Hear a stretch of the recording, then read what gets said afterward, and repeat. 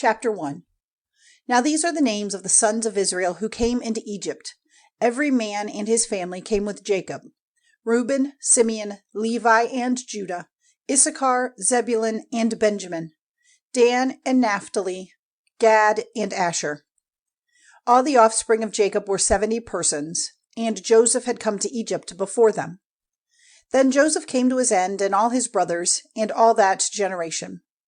And the children of Israel were fertile, increasing very greatly in numbers and in power, and the land was full of them.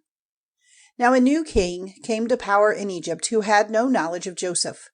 And he said to his people, "See, the people of Israel are greater in number and in power than we are.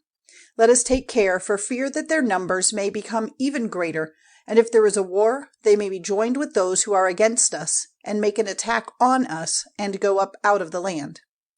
So they put overseers of forced work over them, in order to make their strength less by the weight of their work. And they made store towns for Pharaoh, Pithom, and Ramesses. But the more cruel they were to them, the more their number increased, till all the land was full of them. And the children of Israel were hated by the Egyptians. And they gave the children of Israel even harder work to do, and made their lives bitter with hard work, making building material and bricks, and doing all sorts of work in the fields under the hardest conditions. And the king of Egypt said to the Hebrew women who gave help at the time of childbirth, the name of the one was Shiphrah, and the name of the other Puah. When you are looking after the Hebrew women in childbirth, if it is a son, you are to put him to death, but if it is a daughter, she may go on living. But the women had the fear of God, and did not do as the king of Egypt said, but let the male children go on living. And the king of Egypt sent for the women, and said to them, "Why have you done this, and let the male children go on living?"